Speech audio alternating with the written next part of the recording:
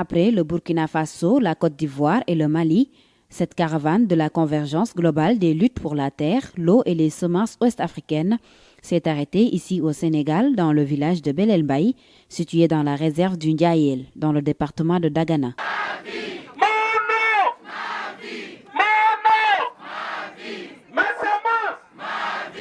Sur place, les initiateurs déplorent la gestion actuelle de ces matières dans le continent.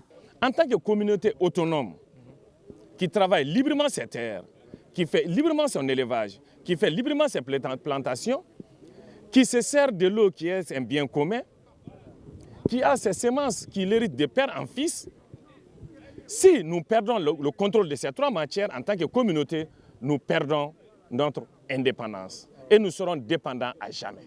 Dans cette zone du Ndiayel qui regroupe 32 villages, des multinationales sont installées et occupent plusieurs hectares de terre. Saisissant l'occasion, les populations se disent déterminées à poursuivre le combat contre les accaparements. Nous avons perdu nos routes, nos maisons et même nos arbres à cause des multinationales qui sont implantées dans la zone. Nous n'avons plus d'herbes. Ces dernières ont tout enlevé et nous vendent l'herbe qu'elles ont cultivée. Nous n'allons plus accepter cette situation. Nous sommes prêts à mourir pour récupérer nos terres.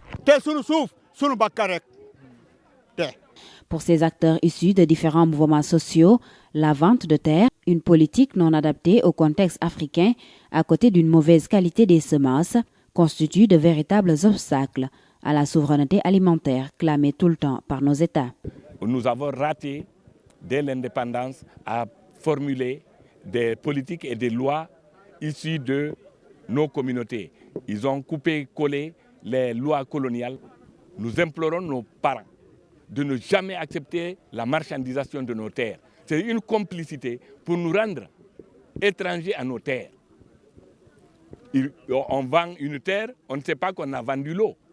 Nous avons hérité de semences datant de plus de 250 ans, de 300 ans. Il faut bannir ces semences-là pour amener des semences génétiquement modifiées qu'on appelle des semences améliorées. C'est de faux débats. L'Afrique doit rester avec ses semences. Les dirigeants africains sont pointés du doigt par ces caravaniers qui les appellent à plus de responsabilités. Ça nous fait mal au cœur.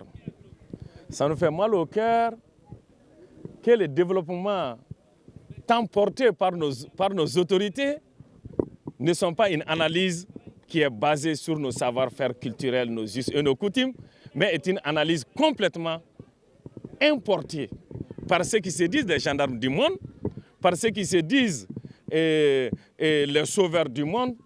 Cette 4e édition de la caravane ouest-africaine pour les droits à la terre, à l'eau et à l'agroécologie a permis d'apporter un soutien aux populations victimes d'accaparement de terre et de changement climatique. La Mauritanie constitue la dernière étape de cette caravane.